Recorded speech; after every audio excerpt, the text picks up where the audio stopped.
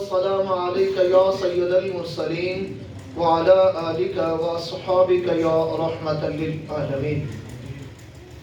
حمد و صلات کے بعد نہایت عزت، احترام، اکرام اور شان کے لائق آپ کی مسجد کے خطیب عزت مآب جناب حضرت مولانا زاہد انجم چشتی صاحب، اور بہت ہی احترام کے لائق میرے بھائی جناب مفتی ظفر ضیائی صاحب، بہت ہی محبتوں کے لائق آپ کے علاقے کی مشہور شخصیت محترم جناب عزت مآب ملک آفتاب رضوی صاحب، اور بہت ہی روحانی طور پر ایک پیار اور جذبہ رکھنے والے، تعلق رکھنے والے جناب محترم ایڈوکیٹ غلام رسول بھٹی صاحب، اور آپ کے علاقے کی سیاسی شخصیات عزت مآب جناب چیئرمین چودھری تنویر صدیق صاحب، اور میرے ساتھ دلوں میں محبت اور پیار رکھنے والے میرے بھائی جناب راجہ شاہد صاحب، اور بہت پیارے دینی یقینی بھائیوں، بزرگوں، نوجوان دوستوں، معصوم بچوں، رب کے گھر میں اللہ کے حضور میں یہ وفد، یہ جرگہ، یہ مسلمانوں کا اجتماع آج بے وقت جمع ہے، کیونکہ ان کوئی بہت ہی ضروری، بہت بڑی محتاجی، بہت بڑی مجبوری بارگاہ خداوندی میں انہیں لے آئی ہے کہ مولا ہم بھی تیرے محتاج ہیں، ہمارے ماں باپ بھی تیری رحمت کے طلبگار ہیں۔ اے زمین کے اوپر بادشاہی کرنے والے، اے زمین کے اندر حکم چلانے والے، اے ماں کے پیٹ میں اپنے قدرت سے تصویریں بنانے والے، اے عرش الہی کے جلوے بکھیرنے والے، اے ستاروں کو کہکشاؤں کا رنگ دینے والے، اے بہتے ندی نالوں جھرنوں کو نور دینے والے، تیری بارگاہ میں یہ جرگہ فریاد گناہ ہے، مولا ہمارے بھی گناہ معاف کر دے، ہمارے ماں باپ کی بھی بخشش فرما۔ یہ کام ایسا ہے کہ کائنات میں تیرے سوا کوئی اور کرنے والا نہیں، یہ ہمارے کسی عمل کے صدقے میں نہیں ہے، تیری مہربانی کا، تیرے فضل کا، تیرے کرم کا جو ہے سہارا ہے۔ ہاں یہ بات ہماری طرف سے طے ہے کہ مسلمانوں کا شیوا ہے محمد سے وفا کرنا۔ بہت ہی پیار کے لائق، مجھے بہت پسند آتا ہے دلی طور پر، یہ بات اپنے چاہنے یا نہ چاہنے کی نہیں ہے، لیکن میرے بھائی جناب حضرت مولانا زاہد انجم چشتی صاحب، اللہ تعالیٰ انہیں تندرستی، صحت، سلامتی، برکت اور نور عطا کرے۔ پیارے نبی پاک کی نعت پڑھتے ہیں، مولا کائنات کی منقبت پڑھتے ہیں، دل نہ بھی چاہے، یقین کرو یہ آپ کو بیدار کرنے کے لیے جب ایسی بات کرتے ہیں وہ اور بات ہے، لیکن اگر پتھر بھی سامنے ہو تو وہ بھی سبحان اللہ کہنے پہ مجبور ہوتا ہے۔ اس کی وجہ یہ ہے کہ یہ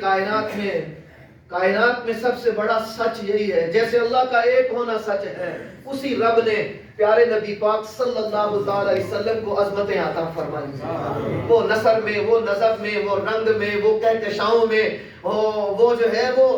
ہر طرف تو ہے وہ آپ کو جلوے جدھر نظر آئیں گے۔ رب کریم کو ان آنکھوں سے تو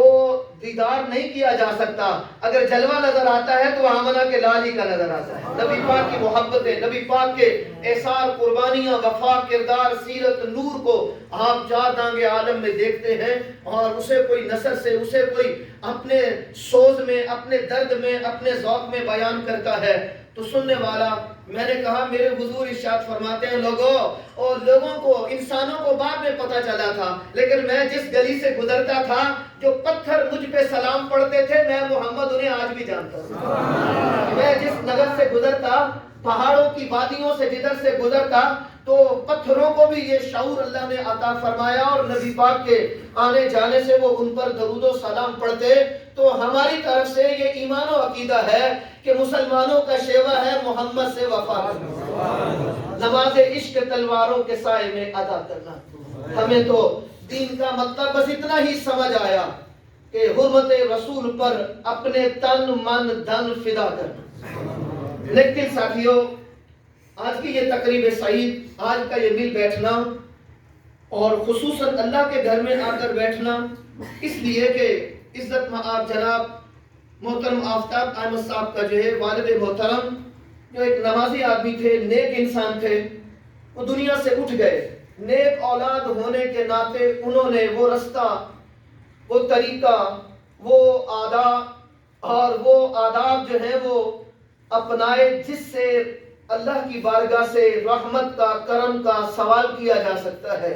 جو اس بات کی دلیل ہے کہ اولاد اپنے ماں باپ کے لیے بارگاہ خداوندی میں جب ہاتھ اٹھاتی ہے تو یہ وہ اولاد ہے جو صدقہ جاریہ بنتی ہے، یہ وہ اولاد ہے جو بندے کی کمائی بنتی ہے، یہ وہ اولاد ہے جو قبر میں اترنے کے بعد بھی نامہ اعمال بند ہونے سے روک دیتی ہے، کیونکہ نیکیاں ابھی پیچھے موجود ہیں اور اللہ قبر کے اندر بھی انہیں اجر عطا فرماتا ہے۔ اور یہ وہ مسئلہ ہے میرے دوستو جو پوری امت میں نزدیک آج بھی متفقہ علیہ ہے۔ وہ شرق و غرب میں، عرب و عجم میں سارے بندے جو ہیں جس بھی سوچ کے ہوں، جس بھی فکر کے ہوں، جو بھی ان کا نظریہ تحقیق ہو، لیکن ایک بات مانتے ہیں کہ پتر اگر کہے نا اللہ میرے ابے کو معاف کر دے تو یہ بات اللہ کو بڑی پسند آتی ہے،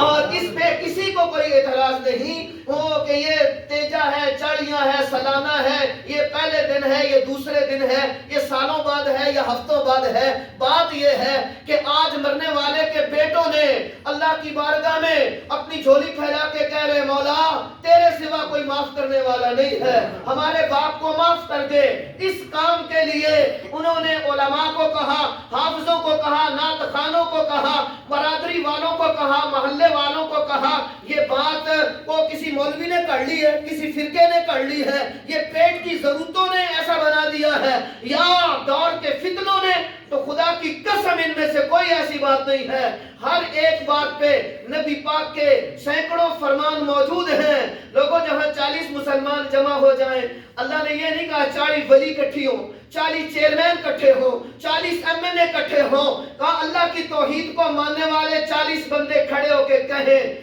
اللہ ان کی فریاد کو رد نہیں کرتا، اللہ ان کی التجا کو رد نہیں کرتا ہے۔ اے رب کریم کے بارگاہ میں یہ فریاد ہے۔ آپ نے سنا یہ بات کہ علماء تشریف فرما ہے، عالم دین نبی پاک کا فرمان ہے، دیکھنا چاہو تو طبرانی نے، ابن ماجہ نے، سننے ابو داؤد نے اس حدیث پاک کو لکھا ہے کہ کل قیامت والے دن انبیاء کے بعد اگر کوئی گروہ اللہ کے حضور میں فریاد کرے گا، سفارش کرے گا، شفاعت کرے گا، التجا کرے گا، لفظ جو تمہارا دل چاہے جو ہضم کرو وہ مان لو، لیکن کہا نبیوں کے بعد اگر کسی کو بولنے کا اختیار ہوگا تو وہ نبی کی امت کے علماء کو ہوگا، اور اللہ ان کی بات کو قبول بھی فرمائے گا۔ اس لیے نہیں کہ ان کے قد کاٹھ، ان کے گاٹے اور پیٹ موٹے ہوں گے، کہا اس لیے کہ یہ نبیوں کے انبیاء کے وارث ہیں، اس لیے رب کی بارگاہ میں وہ یہ بہت بڑا درجہ رکھتے ہیں۔ اس لیے نبیوں کے بعد رب کی بارگاہ میں فریاد کرنے کے اور قبول ہونے کے قریب اگر کسی کی بات ہے تو وہ علماء کی بات ہے۔ تو کسی محفل میں ان ایسی چیزوں کو جمع کرنا اور پھر اس کے بعد بارگاہ خداوندی میں، اور اگر آپ فرقہ مذہب یا ان شریعت کے زبان میں بات کرنا چاہیں تو اصال ثواب یہ مسنون عمل ہے، مسنون عمل ہے اللہ کے حضور میں۔ اور میرے دوستو اپنے والدین کے لیے دعائے بخشش کرنا، مغفرت کرنا، یہ انبیاء کی سنت ہے، ایک نبی نے نہیں، دو نبی نے نہیں، انبیاء کی سنت ہے، اور سید المرسلین صلی اللہ علیہ نبی کریم کی سنت ہے۔ اور یہ تو اپنے باپ کے لیے دعا کر رہے ہیں، یہ نبی کی سنت پہ عمل کر رہے ہیں، تو ہم یہ سارے لوگ اس لیے اکٹھے ہو گئے ہیں، یہ کہاں لکھا ہوا ہے؟ تو یہ قرآن اور سورۃ مومن میں ہے۔ اللہ نے ارشاد فرمایا مسلمان مرنے والوں کے لیے دعا کرنا یہ فرشتوں کی سنت ہے۔ اللہ کے عرش پر جو ہے الذین یحملون العرش ومن حولہ یسبحون بحمد ربہم ویؤمنون بہ ویستغفرون للذین آمنوا۔ مولا ایمان والوں کے لیے کہتے ہیں مولا ان کو بھی معاف فرما دے۔ یہ مرحومین کے لیے